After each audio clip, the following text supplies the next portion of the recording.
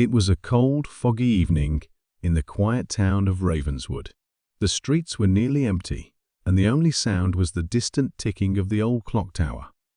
Detective Arthur Lane sat in his dimly lit office, sipping on a cup of black coffee. His desk was cluttered with case files, but his mind was elsewhere. He had been waiting for a new case to break the monotony, and little did he know, his wish was about to come true. Just as the clock struck 8, the door creaked open. A tall, well-dressed man stepped inside. His face was pale, and his hands trembled slightly. He introduced himself as Mr. Edward Grayson, a wealthy businessman from the city. "Detective Lane, I need your help," Grayson said, his voice shaky. "My business partner, Charles Whitaker, has been murdered." Detective Lane leaned forward, his interest piqued. "Tell me everything." Grayson explained that he and Whitaker had been partners in a successful shipping company for over a decade. 2 days ago, Whitaker was found dead in his study, a single gunshot wound to the chest. The police had ruled it a suicide, but Grayson was convinced it was murder. Charles would never take his own life, Grayson insisted. He was a man of strong will and ambition. Besides, there were peculiarities at the scene. "What kind of peculiarities?" Lane asked. "The gun was found in his right hand, but Charles was left-handed. And the study was locked from the inside. The police think he shot himself and locked the door before dying, but that makes no sense." Detective Lane agreed to take the case. The next morning, he visited Whitaker's mansion on the outskirts of town. The butler, a stern man named Higgins, led him to the study.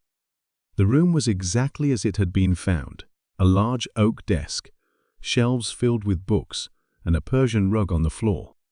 The blood stain on the carpet was a grim reminder of the tragedy. Lane examined the room carefully. The windows were bolted shut, and the only door had been locked from the inside. He noticed a faint smell of cigar smoke lingering in the air, though Grayson had mentioned that Whitaker didn't smoke. "Did anyone else have access to this room?" Lane asked Higgins. "Only Mr. Grayson and myself," the butler replied. "Mr. Whitaker was very private. He rarely allowed anyone in here." Lane's next stop was the police station. He spoke to Officer Briggs, who had been in charge of the investigation. Briggs was adamant that it was a suicide. "All the evidence points to it," Briggs said. "The gun was in his hand, the door was locked, and there were no signs of a struggle. But what about the fact that he was left-handed?" Lane pressed. Briggs shrugged. "People do strange things when they're desperate." Unsatisfied, Lane decided to dig deeper. He visited Whitaker's office at the shipping company and spoke to the employees. Most of them described Whitaker as a hard-working and fair man, but one clerk, a nervous young man named Thomas, seemed uneasy. "Did Mr. Whitaker have any enemies?" Lane asked.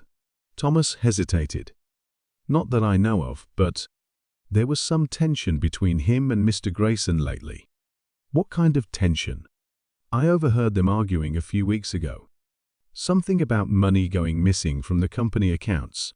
This was a new lead. Lane returned to Grayson's office and confronted him.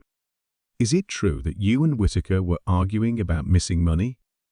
Lane asked. Grayson's face turned red. "Yes, but it was a misunderstanding.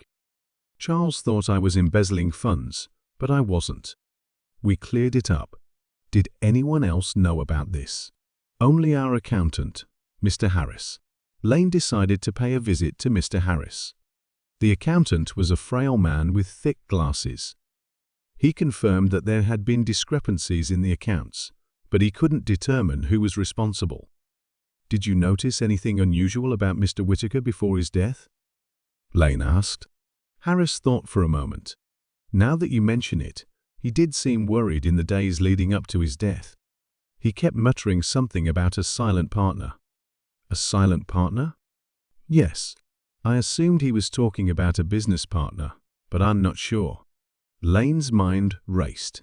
A silent partner could mean many things: someone who had a stake in the company but remained anonymous, or perhaps someone with a hidden agenda. That evening, Lane returned to Whitaker's mansion. He wanted to take one last look at the study. As he examined the room again, he noticed something he had missed before, a small, almost invisible hole in the wall near the desk.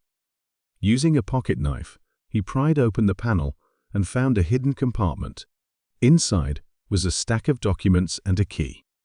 The documents revealed that Whitaker had been investigating a secret partnership between Grayson and a rival company. The key, Lane realized, was for a safety deposit box at the local bank. The next morning, Lane went to the bank and opened the box. Inside was a letter from Whitaker addressed to the police. It detailed Grayson's embezzlement scheme and his plan to frame Whitaker for the missing funds. Whitaker had discovered the truth and was planning to expose Grayson, but he never got the chance. Armed with this evidence, Lane confronted Grayson. At first, Grayson denied everything, but when Lane showed him the letter, he broke down. "I didn't mean to kill him," Grayson sobbed. "I just wanted to scare him." But he pulled out a gun, and we struggled. It went off. I panicked and made it look like a suicide. Lane handed Grayson over to the police. The case was closed, but Lane couldn't shake the feeling that there was more to the story. Who was the silent partner? And what was their role in all of this? As he walked back to his office, Lane couldn't help but wonder if some secrets were better left buried.